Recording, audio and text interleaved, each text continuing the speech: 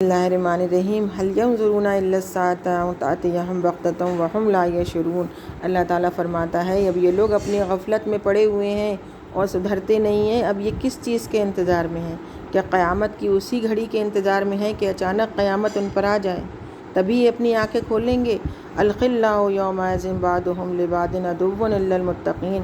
اللہ تعالیٰ فرماتا ہے وہ قیامت کی گھڑی ایسی ہوگی کہ جو دو گہرے دوست ہیں آج اس دنیا میں، وہ بھی ایک دوسرے کے دشمن ہو جائیں گے، مگر صرف اور صرف جو پرہیزگار ہوں گے، جو ایک دوست پرہیزگار کو دیکھ کر دوسرے نے پرہیزگاری اللہ کی اختیار کی ہوگی، وہی ایک دوسرے کے سچے دوست ہوں گے۔ ورنہ جس نے دوست کو دیکھ کر دوست نے اگر اپنا راستہ غلط کیا ہو گیا ہوگا، اس کا یا کر لیا ہوگا، تو وہ دونوں ایک دوسرے کے دشمن ہو جائیں گے اللہ کے یہاں۔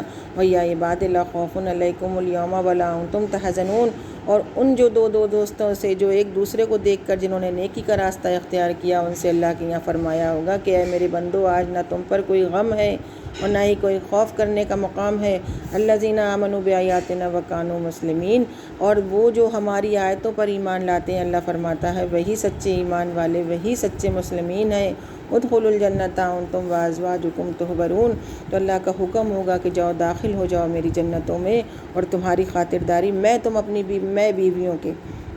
لیکن یہاں پر بیویاں یوں ہی نہیں چلی جائیں گی، بیویوں کو بھی کچھ نہ کچھ، عورتوں کو بھی کچھ نہ کچھ اپنے ہاتھ میں سند، کیونکہ پورا کا پورا کام تو عورتوں کا ہے۔ ایک مرد جو کہ چھوٹی سی عمر سے عورت کی ہی ماتحت ہوتا ہے، وہ جو چاہے اس کو جتنی چاہے اصلاح کر سکتی ہے۔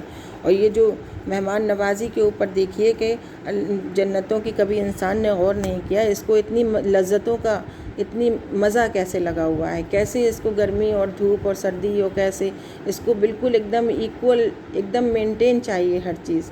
کیوں کبھی اس نے اپنی فطرت پہ غور نہیں کیا؟ انسان ایسا کیوں ہے؟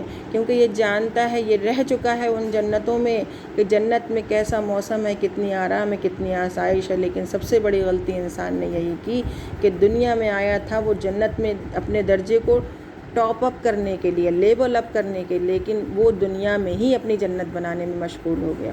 یہی سب سے بڑی غلطی ہے۔ اگر غور کیجئے اپنی فطرت پر، تو آپ کی فطرت اتنی آرام پسند کیوں ہے؟ کیونکہ آپ نے دیکھے ہیں وہ نظارے، آپ جی چکے ہیں وہ جنت کی زندگی، اور آپ انہی میں آپ واپس جانا ہے، آپ کی جگہ انہی میں ہے۔ وہیں اس دنیا میں بہتر آخرت تلاش کیجئے۔